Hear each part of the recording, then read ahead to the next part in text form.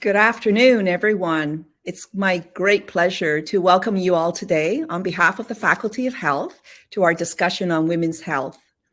My name is Lily Liu, and I'm the Dean of the Faculty of Health. This event is being organized in recognition of International Women's Day. One of the most enjoyable aspects of my role is to meet alumni. Alumni engagement is so important because it's a way for you to share your pride for the academic institution with which you associate as part of your identity. And for the faculty and staff, our engagement with alumni reminds us of the difference that we can make or we have made in the lives of past students, in the impact that we can make in the paths of future generations of students. Your engagement with your alma mater also inspires our current students who are aspiring to make meaningful contributions in their future careers. And today, I'm honored to be joined by two special alumni in recognition of International Women's Day. I want to also thank you, the audience, for spending time with us today. Likely this is your lunch hour, reconnecting with the University of Waterloo.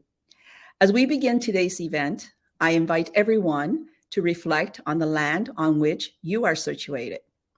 I relocated to Waterloo in 2019 and am now a settler on the territory of the Neutral, Anishinaabe, and Haudenosaunee peoples, whose histories, languages, and cultures influence our vibrant community. The University of Waterloo is situated on the Haldimand Tract. This unceded land was promised to the Six Nations that includes 6 miles on each side of the Grand River. We must learn from the teachings of the Indigenous peoples of previous generations by taking care of the land so that we may continue to live, work, and play, and leave the land in better shape for future generations. We seek to always uncover the truth and ensure that Indigenous ways of knowing, being, and doing are at the forefront of our work. Today's event will begin with introductory statements from each of our speakers, and then move into discussion, and then a question and answer period. If you need support from our team, please use the chat on the right-hand side of your screen.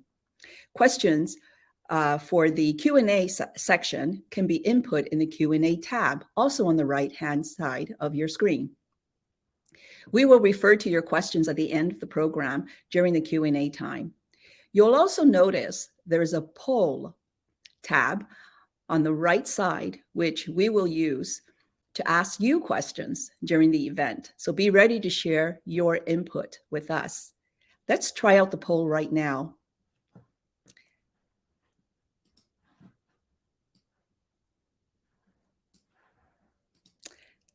I think the poll is asking you whether you are an alum, or what category of audience you represent.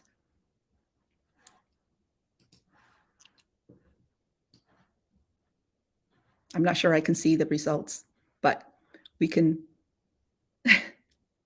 Oh, I see. There's some time left. Can any of you see?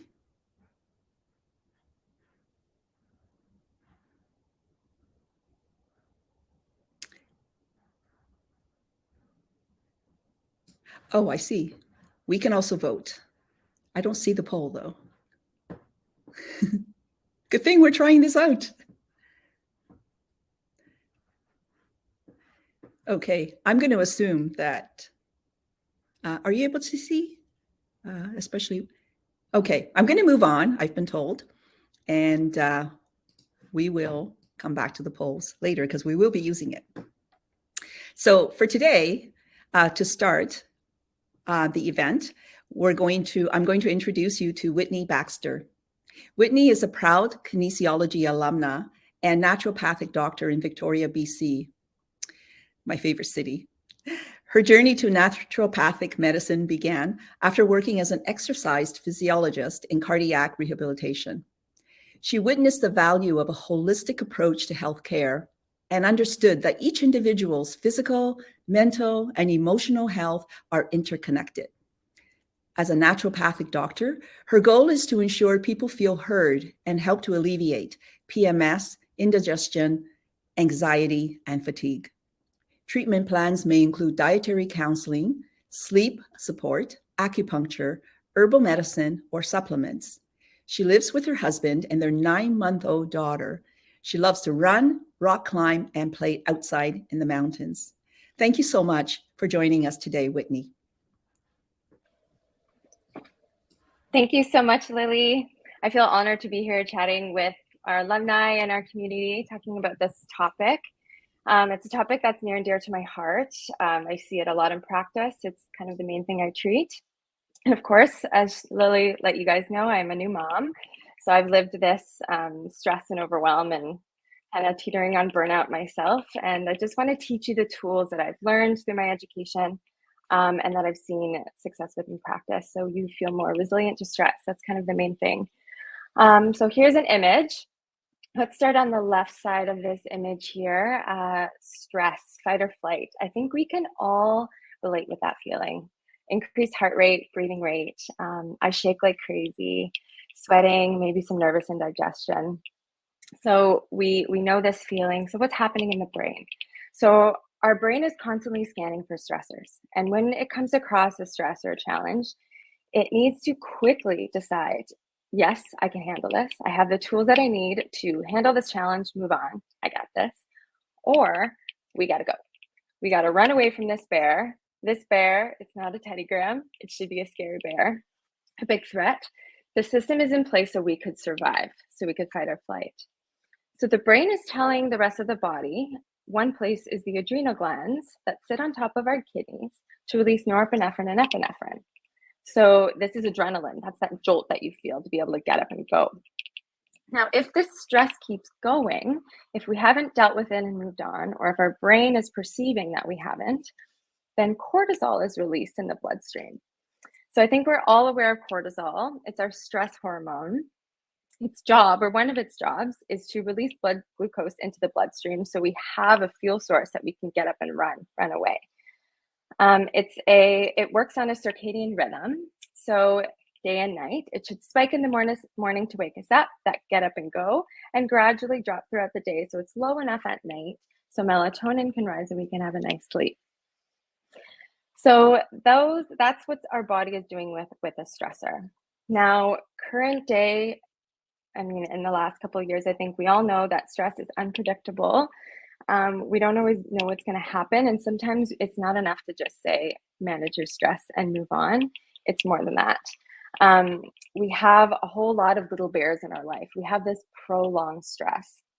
And we don't have the space to rest, recover, and move on. So our body can go back to homeostasis, or that happy medium that it likes. So cortisol, norepinephrine, it's existing in our bodies. So over time, with all these little bears in our bodies, emails, stressors at work, our kids all of a sudden are home and we need to change our whole day structure. This can make an impact on our bodies. And I want to let you know that it's not just in your head. It's definitely a physiological response. But I want to teach you some things that's happening so we can teach you the tools to become more resilient. So prolonged stress, our body's pretty intelligent. If it thinks it's unsafe or there's still bears around, it's not going to want to make a baby.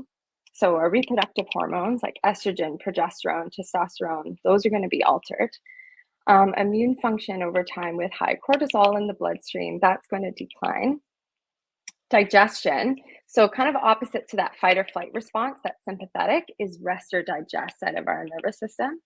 And we need to be in that state for optimal digestion to occur. So release of digestive enzymes, the breakdown and absorption of our nutrients. So we're not going to digest that nice lunch that you just ate if we got to run. Sleep. We're not going to have a nice sleep if there's something looming in the background. That's not smart. We have to be on high alert. So unfortunately, sleep gets impacted. And then finally, our thyroid hormone. So this is another hormonal system. It's our metabolic engine. If there's stress, we're not going to change to the active part of the thyroid hormone. So things like we might notice slowing down of digestion, fatigue, brittle hair, nails, things like that. So those are some examples of prolonged stress in this current day and age when there's a whole lot of little stressors and we don't always have the time and space to recover or use all of this energy or channel it. And this is what we're going to start to notice. So we can move on to my next slide there, Jen. So this is what I want to teach you. I'm not going to spend too much time on this slide here, but this is why people come to see me. So they're noticing things in their body that aren't quite right, and they're either frustrated, they're worried, they're nervous. So speaking to hormones, PMS symptoms, worse hot flashes, low libido.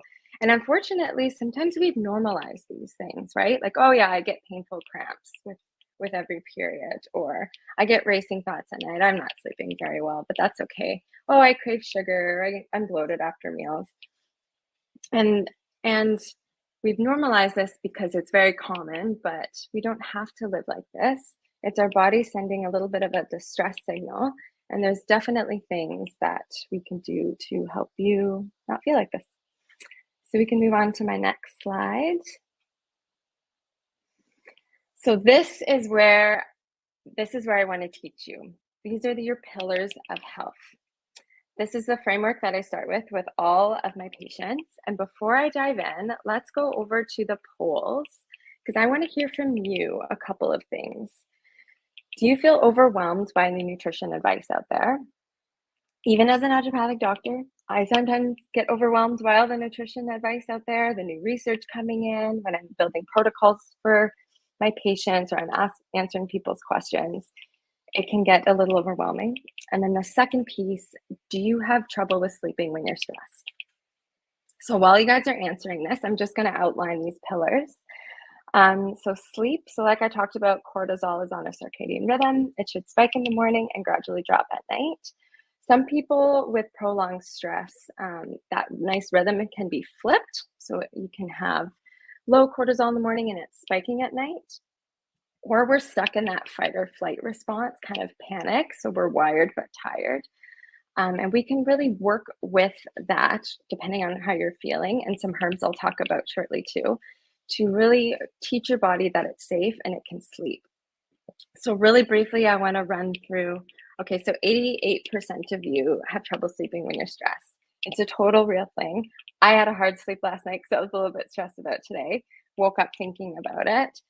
It's hard to avoid, but we can teach our brains something. So this is what I want to talk about. In the naturopathic world, we call it sleep hygiene. You might have heard of this. So it's essentially creating a nighttime routine that's the exact same every single night. So my 9-month-old baby, she can be 10 out of 10 ready to go. And we get like 3 steps into her little routine and she's a noodle. She knows it's coming. So how can you create that in your night? We already do things like brush our teeth, put on our PJs, go to the washroom. How can you create a structure that's the exact same time, at the same time every night, even on weekends, so your brain knows that it's coming? A couple of other tips. Things can block melatonin production. So that's blue light, so screens and scrolling before bed. I know it's hard, but if you maybe use a Kindle or just trying to wean yourself off of screens right before bed, that's really beneficial. Light coming in from the window, so even street light coming on and touching your skin, so it should be completely blackout. And cooler temperatures, research has shown anywhere from 16 degrees, which I find freezing, but 16 to 18 degrees Celsius is beneficial for sleep. So those are some tips. If you're kind of ruminating at night, maybe journal it down, some things. And if those things aren't really cutting it, then of course there's some more interventions, maybe some more testing that you should do with either a naturopathic doctor or your physician to kind of dig deeper. So the next piece, 70% of you feel overwhelmed with nutrition advice.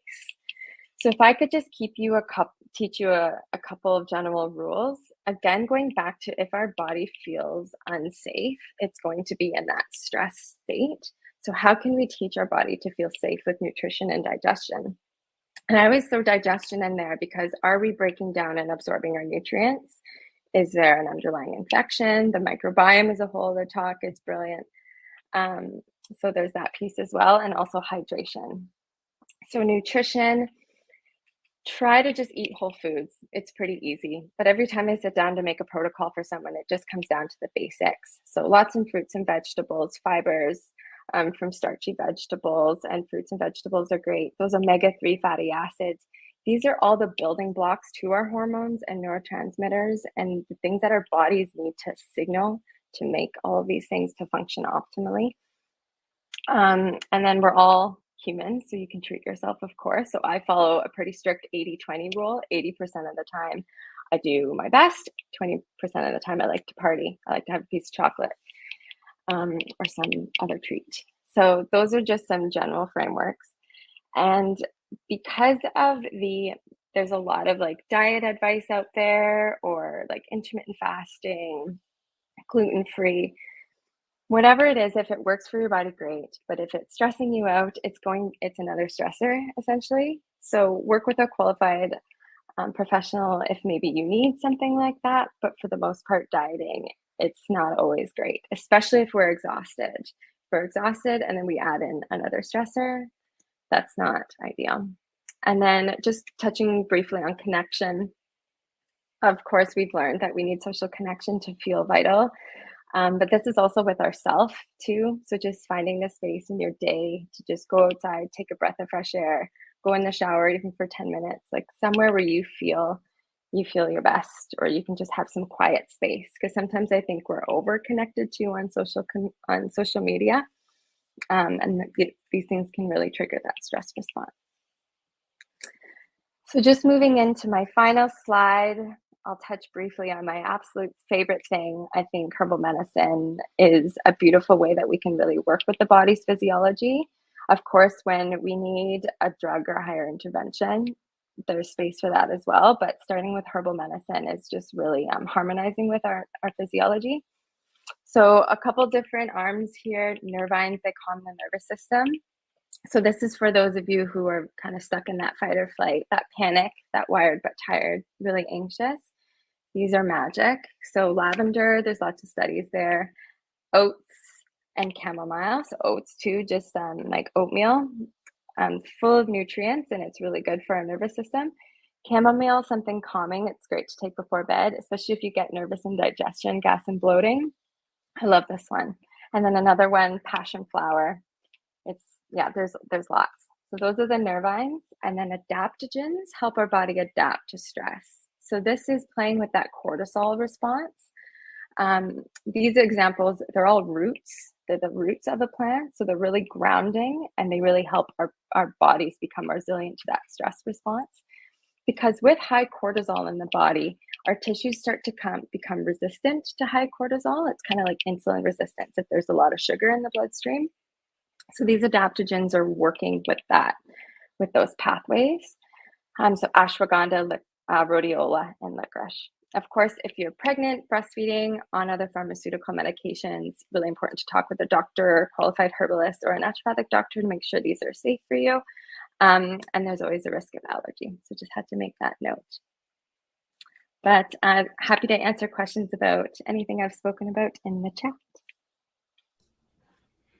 That's great. Thank you so much, Whitney, for those tips. I like that, wired but tired. It really resonates with me. It's very timely.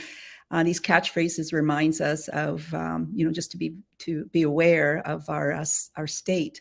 Thank you for reminding me about sleep hygiene. I actually experienced signs of burnout just the day before yesterday. I went to bed really, really early before dinner, no devices. I hardly ever do this. And then I woke up feeling like a brand new person and realized how much sleep I was being deprived because I was in this wired but tired. And I like that tip about 80-20 principle. Really gives us permission to adjust our expectations of ourselves. And now I know why I love lavender in all of my creams and hand soap. So love to hear more about, how you recommend that in terms of experiencing those kinds of approaches. And now what I'd like to do is introduce our next speaker, also an alum, as you know, Surabhi Veitch. Welcome. She is a kinesiology grad and a physiotherapist. She's also a pregnancy and postpartum fitness coach and owner of her online business called The Passionate Physio. I love that name. She helps people stay active, navigate injuries, feel strong and confident through pregnancy, postpartum, and beyond. So I just want to know where were you when I needed you? As a 2009 kinesiology alum, Surabhi fondly remembers her time spent at Waterloo. She was an active member of the many student groups and intramurals, trained with the varsity cross-country ski team, and was a huge fan of dance parties. So she was active for sure. She currently lives in Toronto with her husband and two young children, and loves to find ways to integrate movement into her everyday life. Surabhi, please take it away. Hi, everyone. Thank you, Lily, for that amazing introduction. I am truly honored to be here and so grateful for this opportunity to speak to all of the amazing, I'm going back to the polls, your alumni, staff, students, and community members. So welcome, everyone. I want to start by acknowledging, like Whitney said, that the past few years have been especially stressful for everyone. Now, I had a new baby in the past couple of years. I had a pandemic baby. I have an older toddler. Life is stressful. I started my own business, but even beside all that, we have the pandemic stress. We also have people undergoing loss, trauma, racial tensions, world events constantly. So nobody is immune to stress. I want to put that out there because we perceive stress as something that those people get. Particularly, I think when I was a student, I never thought that I would be super stressed one day or experience burnout. We almost think like we are above that until we experience it ourselves. And we're like, oh, we're just human like everybody else. So, stress can affect everything, our sleep, our nutrition, our movement. And that's what I want to talk about today is how do we get movement in when we're stressed? And we know that everyone knows that movement and physical activity is important. But then going from knowing to actually doing becomes such a big barrier. So let's start by, I have a few poll questions for you. I'd love for you to answer those. And then we'll chat about that in a second. So are you more likely to exercise with others or on your own? Do you feel guilty when you don't exercise as often as you'd like? And I believe I have another question. Do you find movement and exercise helps you feel less stressed? And as the votes are coming in, the reason I ask these particular questions is because I want to show you that you are not alone. So many of us find movement and exercise to be helpful when we're stressed. Not every single person, but the majority usually do. And so knowing that about yourself is important because then you know that when I'm stressed, what are going to be my tools to make me feel better in this moment? Is it going to be, 8 hours of sleep? You can't get 8 hours of sleep in this second. You can't snap your fingers and get that. But can you maybe move your body a little bit and achieve a little bit of stress relief in that moment? It's a more short-term and immediate response that your body needs. And then we also talk about building long-term habits. So let me just take a look at these results. So do you find that movement and exercise helps you feel less stressed? 97.3% of you said yes so far. And so my clients come to see me because they want to move more. They want to move with more ease and less injury. They may have had a baby or they may be pregnant and may be struggling to get movement in. And so many people, when they're stressed, are stuck in this kind of fight or flight or more frozen response. They're just stuck. It's hard for them to make a decision to move. It's hard for them to think of what workout am I going to do? When am I going to do this? Everything becomes a barrier. If you haven't read that book, Burnout by Emily and Amelia Nagoski, I highly recommend it because it's such a good book and it talks about completing the stress cycle.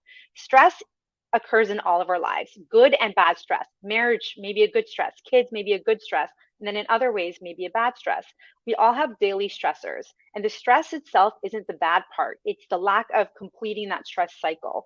Are we carrying that stress from today into tomorrow and then cumulative, adding that stress into the next day and the next week? Because if that's what's happening, no wonder we end up in burnout. So every single day, I want you to choose, let's start with making it simple. One thing you're going to do to decrease your stress response. And one of the simplest tools that I like, because I love movement, but even simpler than that is breath work. And breath work is literally what we're doing all the time. We're breathing. But check in with your body right this second. How are you breathing? Are you breathing up through your neck and shoulders or your chest? Are you shallow breathing? Do you feel like you're almost short of breath because you're not actually getting a full deep breath in?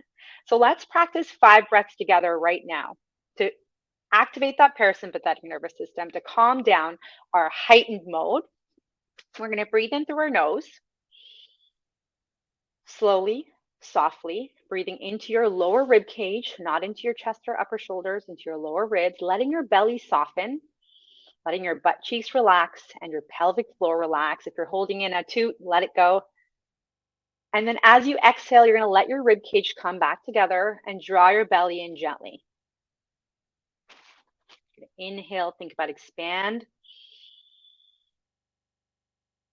And exhale, let it come together. You can exhale through your nose or your mouth. Sometimes I find exhaling through your mouth really helps us slow it down even more. Inhale, expand. Exhale, nice long exhale.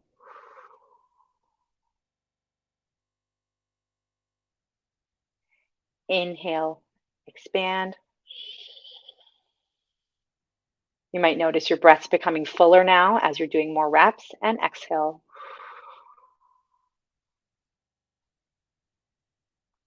Last one here. Inhale, expand. And exhale. So 5 breaths. You can check the box today. You did something to decrease your stress, to complete your stress cycle today.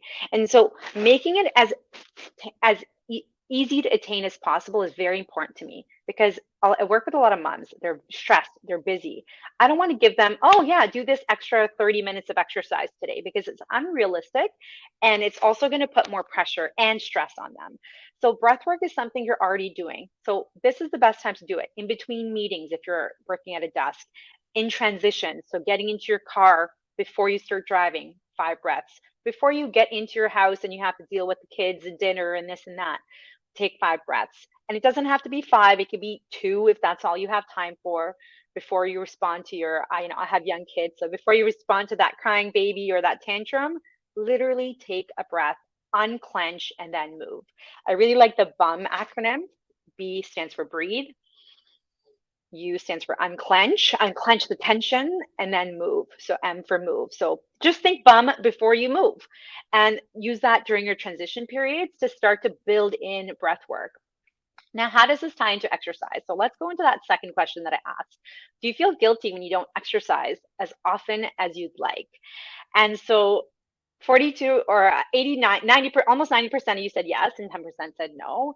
Now, guilt and shame are strong motivators in the short term. So you feel really guilty. For the next week, you go hard at the gym. And then that guilt, shame wear off. You forget that your life is actually really busy and full, and then you don't have the same habits that you've built to sustain that long term.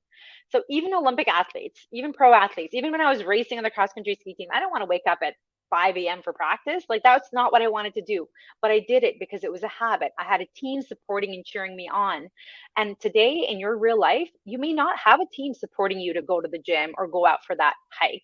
And so you have to be your biggest cheerleader, and you have to start motivating yourself and not really wait for motivation.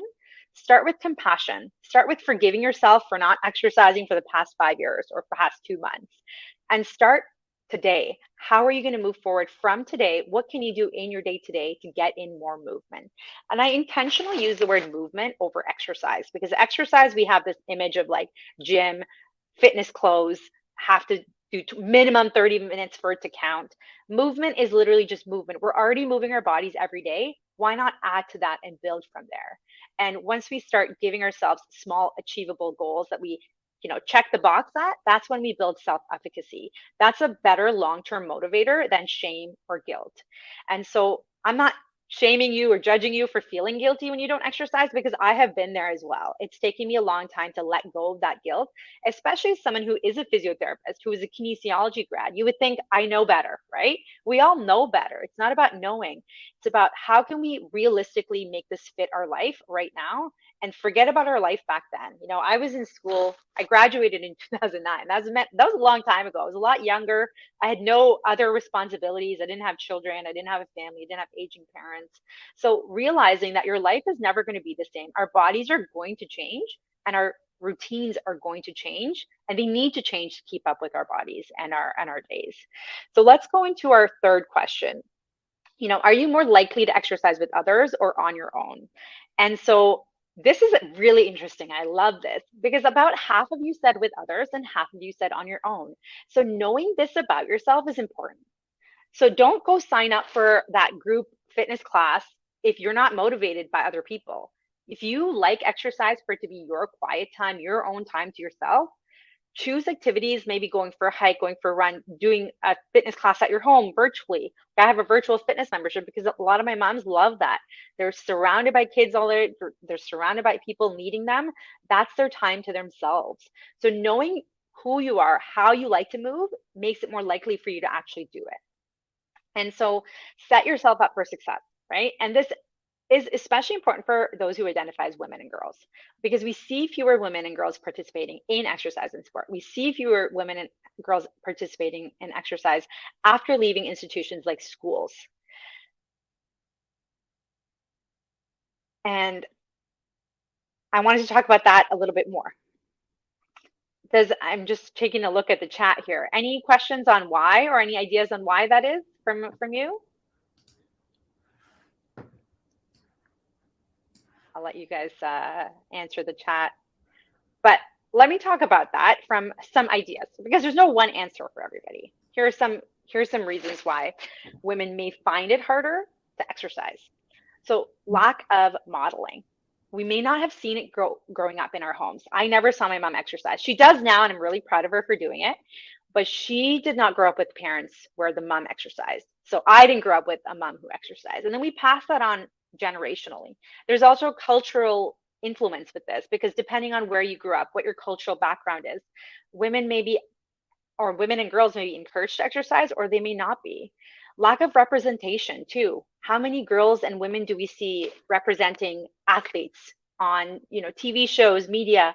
When I go to the community center, there's always a group of men playing basketball, pickup basketball. I don't see women there. In the outdoor adult gyms, there's like maybe one woman, and she's like cut and super jacked, And so how does it make it accessible for the everyday person to go there and be like, oh, I'm welcome here? And so lack of access, lack of representation, lack of modeling, and then also lack of, community, right? So we all know if we really dive in and dig deep, we'll find like some community fitness group. But that is under the assumption that you're already good at playing volleyball. You're already good at doing those things. There's not that much room for beginners to enter this. And so many people haven't had that opportunity growing up to play competitive sport. So we need to make more accessible spaces for beginners and for people who are busy, people who maybe bring their kids along because they don't have childcare, they don't have the access, and they may not have support at home. I have a very supportive partner, and but not everybody does.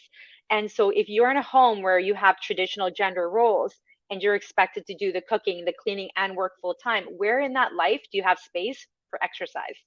Right? So understanding that this is not a you problem, this is a societal, systemic problem, allows us to start to build better access for people. And so I think that's one of the major reasons why there are fewer women exercising. And I have a daughter and a son, and raising a daughter, I definitely encourage her to move, and I need to model that behavior for her as well, because she won't necessarily see it modeled in society at large. So that's kind of what I wanted to discuss on there. And I want to also share, some more ideas on how to get movement in. Any questions so far? I'm a dancer and choreographer. That's my job. And I fear sometimes. There are lots of questions, but we'll let you maybe finish up the messaging you want to share, and then we can certainly address some of the lots of questions, wonderful questions. Thank you, audience. Go ahead, Surabhi. Awesome. And so what are simple ways to get movement in? Okay. First, let's take out the judgment and guilt and shame. We already discussed that. Leave that behind. Meet yourself where you are at today.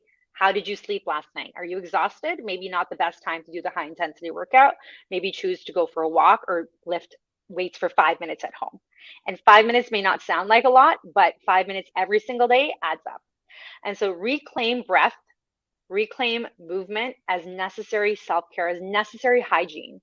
We all here, if I did a poll, who brushes their teeth every day, It's going to be 100% or at least very close to, right? Because we can sacrifice 2 minutes every day to brush our teeth. And I floss every single day because I do not want any more cavities. I do not want to be back at the dentist getting another root canal, right? We know, we just don't do that because this has been modeled to us since we were kids to brush our teeth before bed, you know? So let's model movement in the same way as it's just hygiene. It's body hygiene in the same way that oral and dental hygiene is brushing your teeth and flossing. So let's start with movements that you enjoy first and foremost. If you don't like it, you're not going to stick to it. So I like to dance. So something that's really easy might be turning on one song that I like in the mornings and just dancing to it before I leave home, before I start my work day. 3-minute song, you know, turn it on. You can even multitask if you really need to, turn on the pot of water, but turn on a song and dance, get in some movement. If you like doing push-ups, do 5 push-ups. Commit to 5 push-ups in the morning before you sit down for work. Commit to 10 squats before you sit down to work.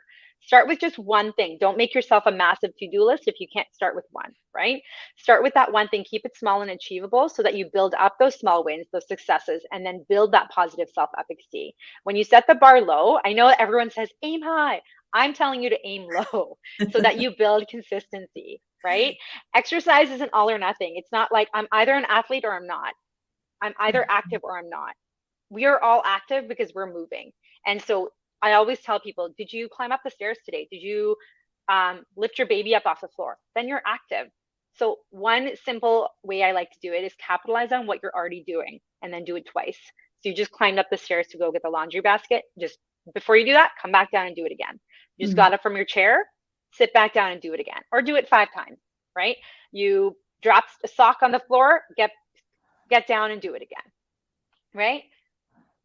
My husband takes a break at work and plays catch. I love that every time they ball, they do 5 push-ups. See, this is the kind of stuff that we need to start incorporating because we think it's nothing, but this is the stuff that actually gets people feeling good throughout the day. Because remember that stress goes throughout the day. 1 hour at the gym doesn't compensate for like 16 waking hours of stress. We need stress relief built in, pockets of stress relief throughout the day. One other thing that I love encouraging people is to aim for the morning. Before noon, I want you to have your box checked that you've done something for yourself, movement, breath work, something, because that sets the tone for the rest of the day. I know I'm not a morning person, but I know the days that I wake up and I move, my entire day goes better. The days I wake up and eat breakfast, my entire day goes better, right? And so committing, not waiting for motivation and just committing to one actionable step that you're going to take going forward. Master that, then continue on to the next. And if you're that 50% who likes doing it with the community, get an accountability buddy. I'm a physiotherapist. I see clients virtually. I might be an accountability buddy for a lot of my clients because I see them weekly, bi-weekly, and that's their standing appointment that they're making time for themselves during their busy days. So find your friend, if it's your partner, your mom, whoever it is, and just incorporate them into your goals, right? And lastly, if you have friends that you know are in the same boat as you, instead of meeting for coffee or dinner, meet them for a hike, meet them for exercise. Let's normalize women meeting up with each other, not just for dinners and drinks and coffees, but like, let's meet up for a ski or climb. I've had enough coffees. I'm good. Like I would rather meet up with my friends. I don't have that much time to socialize anymore. So when I do see them, it's incredible to just meet and like move our bodies and that we mutually benefit in so many different ways. So those are my suggestions from all of that. Wow, that is just full of wisdom and advice. I have this question that just really drew my attention because I'm just so glad. This is from an incoming kin student, so a future alum. Can you imagine that? So I think this particular incoming student is very interested in what you have to offer, just lots of wisdom. Now, both of you were in the kin program. You've been out for now just over a decade. You've transitioned from student life to grown up, other types of adult kind of career life, and now you're both young parents as well. And so you've gone through this transition. So I'm sure you're in a good position to answer this question. And what the student wants to know is, do you have tips for this person to manage stress and overwhelm with handling the pressures of school, because it's not an easy program. It's quite intense, isn't it? Any tips? Whitney, do you want to start? Sure. Thank you for all of your questions, by the way. It's awesome. First of all, to the student or incoming student, you are amazing. You are capable. You're going to be great. So I went through the kinesiology program, and it was very challenging. It was so rewarding, though. It's an amazing program. And then I went back to school as I was 26 when I went back into naturopathic medicine. So I was older, and what I've learned from both experiences is set up that framework of the pillars of health, because when you get stressed, your life's going to feel like it's all frazzled, but you'll have a foundation to fall back on. So set up your community, set up your study buddies, your team, kind of schedule it in. Meal prep for the week so you don't have to think about that stuff. Schedule in your exercise. Those kinds of things will really, really, really help. And then exam weeks, you'll kind of go into the bunker and you'll be in survival mode. But I always set up appointments with my healthcare team. So I have a naturopathic doctor. I go get massages. I have people to take care of me because it can't just be all on us. So those would be my recommendations. Fantastic. Surabhi, do you have tips? Yes. Congratulations. Kinesiology is awesome. And I remember we're all really smart when we get into these programs. You know, we were really smart in high school, and then we come into this program and we're like, wow, everyone is smart. And there's this pressure of like, I need to perform to this level of like, everyone's up here. And so my first thing is going to be accept that it's going to be hard, accept that you're not alone, that you're not the problem if you find it hard. It is hard. That's why it's stressful. And so sometimes we fight ourselves. We're like, oh, this person's out partying and I'm like stressed about this exam. What's wrong with me? Nothing is wrong with you. That is just how your body perceives and processes. So acceptance is the first thing I find. And then knowing that whether you pass or fail does not mean anything, or is not an indicator of you. Your worth is not defined by how well you do in anatomy or how well you do in physics. You're there to learn. You're there to build your life, your career maybe, and use that as kind of that framework. You're not there to get straight A's. And if that is your goal, amazing. But that doesn't define your worth. I got straight A's through high school. And I remember first semester, we had 5 lectures and 4 labs. We had 9 exams. They changed it after my year, I think, because it was too intense. But physics kicked my butt. I was like, I did not take physics in high school. I remember calling my brother, who's 6 years older than me, who is also a Waterloo alumni, and crying because I was just so stressed. And he's like, don't worry, they'll bell curve it. And I didn't know what the bell curve was. And they did bell curve it. And we all passed and we all did okay. And so just understanding that, like, if you're somebody who deals with perfectionism, deals with wanting to be the best all the time, know that you may be disappointed at times, and this program will force you and challenge you to grow and become a better human being. It's not just about the lectures and what you learn. It's about you personally as a person also growing. So hopefully that helps you kind of understand the different perspective as well. Great. Thank you. Thank you. And full of wisdom, full of tips there, especially after having gone through the similar experience this new student is going to go through. Let's jump to the other extreme. So we have an incoming student, and now we have an older alumnus. This person is 83 years old and is asking, do you have tips for the older crowd in terms of health? Back to you, Whitney. Back to me. Welcome. Thank you for being here too. I think it's really cool to see like just all ages talking about, we're all going through the same things. Yeah. So I think it goes back to the basics: community, nutrition, movement, kind of what we've both been talking about.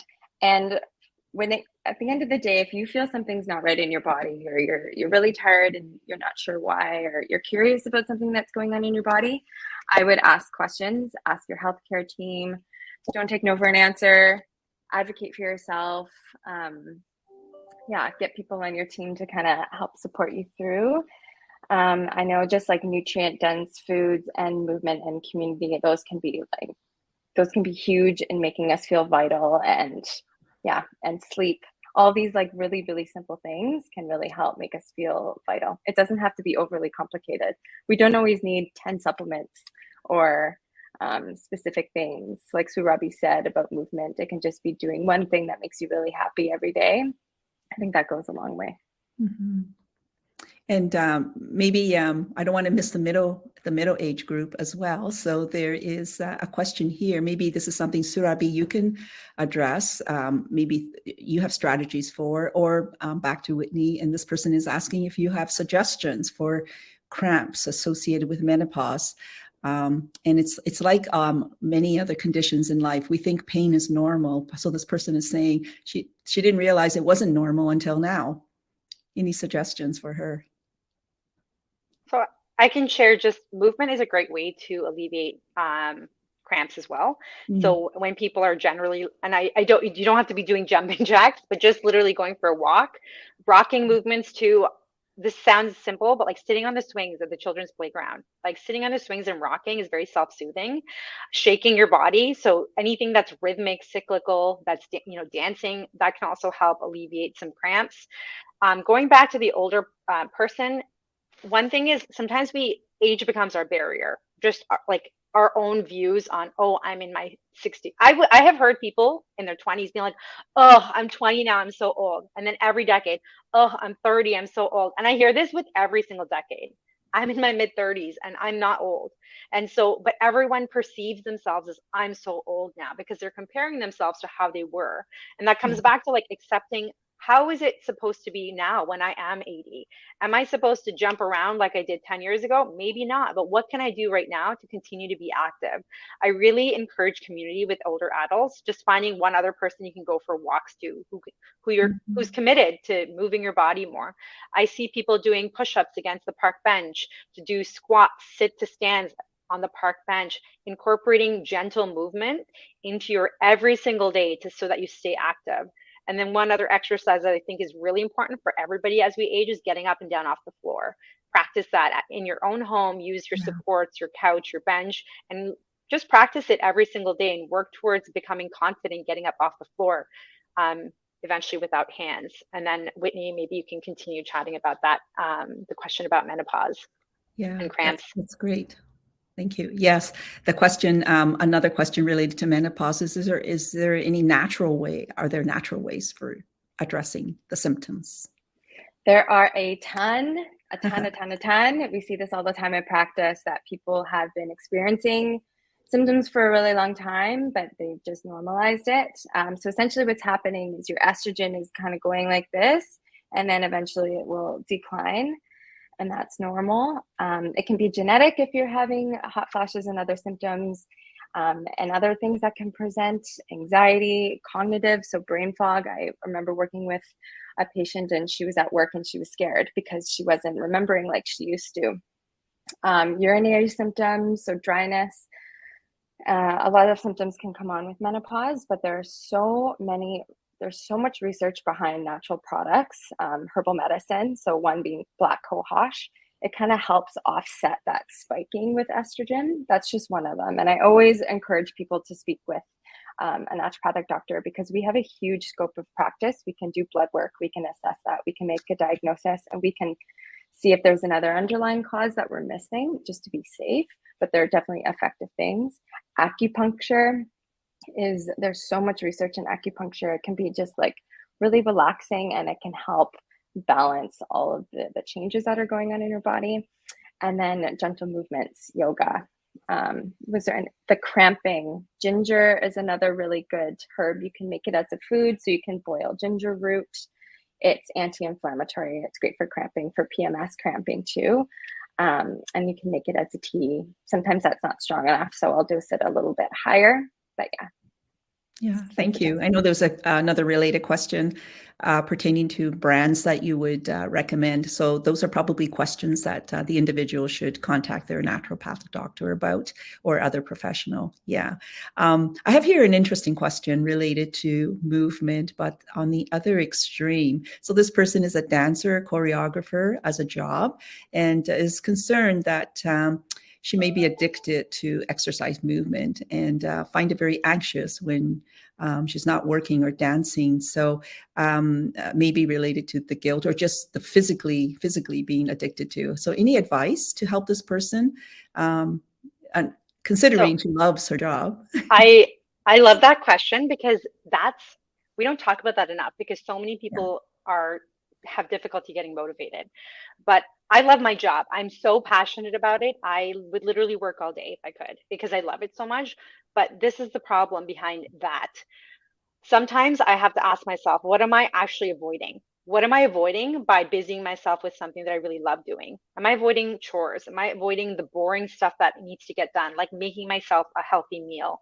Because I am not somebody who likes cooking. So going back to, it's great to love what you're doing. It's great to move your body. And you're even recognizing that maybe you're sometimes a bit addicted to it. And the anxiety behind not doing it, when people are telling me about the anxiety about not moving, is it, a guilt about your body? Maybe your body looks different if you're not moving all the time. Is it about if you don't work as hard, you don't get as much done? Or, what is the guilt and the anxiety telling you? Kind of get to the root of that, because I think it stems from so many other things. I come from an immigrant family. I am an immigrant myself. Work hard, work all the time. And so this mentality of like, if I'm not working hard, if I'm resting, I feel guilty about that. So I have had to learn as an adult that rest is necessary. It's not optional. It's not only if I work hard, then I deserve rest. We all deserve rest, whether we've worked or not worked. And so going back to, when I'm rested, when I'm approaching my job from a state of rest, when I'm taking a break, I have more energy. I shine more in what I do than if I am working all the time. We cannot work at 100% all the time. Something will have to give, whether it's your health, your sleep, your relationships. And so really going back to, why, what is the why behind that? So, and that's not my expertise. That's like maybe a counselor or mental health, somebody to dive into a bit around that and maybe helpful for you. That's great. Very, very good advice. And I think, thank you so much, Surabhi, for that insight. I have two related questions pertaining to sleep. And so going back to the topic of sleep, and so one is that how do we know we're getting quality sleep? And then the other is the other audience member is saying that sleeping is not the problem for this person. They don't have trouble sleeping, but they have trouble not sleeping. They're always tired, always napping. So are there healthy ways to address this? With the sleep, I love that question of how you know when you're getting a good quality sleep, because that's going to be different for everybody. Yeah. So I know there's is it the Aura ring? That's a new thing people are wearing, and it's a sleep tracker. So you wear it and it senses your movement. I think it's pretty accurate. But I think at the end of the day, if you're waking up feeling refreshed and awake, I think that's a really good sign. If you need coffee to get you going, you might still be tired. Your cortisol is not quite spiking. If you find you're fighting infections a lot, if you're still really sore after movement all the time, if you're not motivated to do certain things like you used to, like check in with yourself with those things. Like sleep is when our immune system is the most active, when we consolidate all of our memories and our thoughts and our feelings. And it can help us be more resilient to stress, because the same area of the brain, the amygdala, that senses incoming stressors, is also the area of the brain that consolidates our memories. So that's why if you get anxious if you're anticipating something, right? It's that same stress response. So sleep is vital.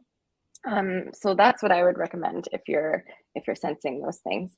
And then if you're sleeping all the time, if you're exhausted, I'd say listen to that. Is there a space in your day where you can take a nap, where you can kind of shut things down? Maybe no social time this week, maybe less movement, lighter activity.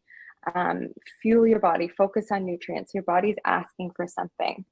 But maybe go to your doctor to get some more extensive testing, look at your thyroid, look at your hormones, your white blood cells, figure out what's going on. But other ways you can wake yourself up in the morning, support that cortisol, is go outside, look at sunlight, Having a good protein-rich breakfast in the morning is really important for that cortisol, that awakening response, and then light movement.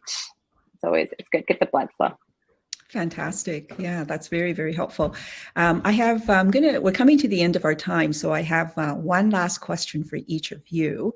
And these are questions that actually were submitted when the audience registered. So I'll start with you, Whitney. How do you continue? I know your discipline has really expanded, and the scope is just amazing to me. And you've provided such important advice today. But this question pertains to how do you continue to advocate for yourself in healthcare spaces when you're continuously not being believed or taken seriously by doctors? I suppose they mean medical doctors. So this is the reason why I became a naturopathic doctor. So people feel heard when it comes to their health. And that's not to say that the medical conventional system isn't important. We need them. They're so important for recognizing when things are abnormal or high risk, and we need to get you into imaging, or you need a pharmaceutical, antibiotics, right? But naturopathic doctors, at least in BC and Ontario, we can run labs, we can diagnose, and then in BC we can write prescriptions. So we have that scope of practice, and we have longer time with you. We have an hour. So we just dive into everything, and we hear you as a person. So if you're not finding the answers, keep asking, keep going, keep advocating for yourself, because you know your body the best, you do. So yeah, that's all I can say. Don't give up. Oh, I love that. I love that you respond that the way you advocate for your expertise and your discipline is to encourage people to advocate for themselves. And I love that response. And to you, Surabhi, here's a question also submitted at registration. Do you have any tips on navigating the STEM career space as a woman or a racialized person, or both? Yep, I'm both. So this is a fantastic question. And I wish the topic of race was even discussed when I was a student, because hasn't been until recently that we've been openly talking about this. And I think when we can name racism, we can name these issues, we're better able to navigate it. So first off, let people call you by your real name. So when I went to university, I never corrected people on how my name is actually said. My name is Surabhi. I let people call me Surabhi, every other pronunciation except for my name, because I was playing small. We're told as immigrants, we're told as people of color, as women, to play small, be quiet, be nice, don't stand out from the crowd. But if you already stand out, that is your strength. If you're different, that is your strength. And so no one else gets to determine what you're capable of based on what you look like and what color your skin is, your gender, your sexual orientation. You get to decide who you are. And so the path may be slower. It may be more difficult because people aren't as openly accepting that you're a leader, you're what a leader looks like. But don't let that limit you, because I know deep down that I'm a fantastic leader and that I'm capable of doing this, and this. And I don't need to convince other people. I need to convince myself of that first, because once you've accepted that in yourself, the way you show up in the world is going to be magnetic. So that's kind of what I would say around that. And remember that you're not trying to compete with other women or other racialized women or racialized people for a seat at the table. Lily Singh actually had a TED Talk on this recently, and I loved it, because we often think, oh, there's a spot for one woman, or one person of color. That's not enough. I'm sorry, that's not adequate. And so instead of competing or comparing, let's all elevate the conversation and make space for other people. So I'm a woman of color, and if somebody else comes to me looking for advice, I am happy to make connections or give advice where I'm able to, because I think that we need to pave the way for other people, just like other people have done that for me. So you got this. I know you're not equally represented, but we need more people who are willing to have the courage to put themselves out there. And it does take courage, because you will be, what's the word? There's a lot of disappointment. There's a lot of hurt that you have to process and acknowledge. It's not like you can just ignore mean words or hurtful comments or racialized or racism or sexism. It is hurtful. But what are we going to do about that? Are we going to sit in hurt and anger? Or are we going to move forward and try to impact change. So that's kind of my take on that. Thank you. Thank you so much. It's been such a wonderful time spending with you in the last hour, and such holistic messages, but also lots of deep messaging there. We've only touched the surface, I feel like. So I want to thank you, Whitney and Surabhi, for both being here to share such great tips with our audience. We're very fortunate to have experts like yourselves join our community today. And to all of our alumni and Waterloo community, as well as incoming Waterloo community, thank you so much for joining us. We hope you've enjoyed this discussion. I want to thank our Alumni Advancement Officer, Jennifer Brentley, for organizing this event and for her behind-the-scenes support. We also have been working on programming for our return to in-person events with Alumni Weekend, and we hope to host you as well as your classmates on campus. Registration is opening at the end of March for Alumni Weekend 2022, which will be held on June 4th, 2022. So mark that in your calendars. Events also is going to include a talk on faculty changes and research highlights, tours, and a dinner with beer tasting to close the day. So make sure your contact information is up to date to receive your invitation. If you're interested in coordinating a reunion for your own class, please do contact us. Lastly, please watch for an email with a short survey to get your feedback on today's event. We're so grateful to each of you for staying connected and for joining us. Enjoy the rest of your day.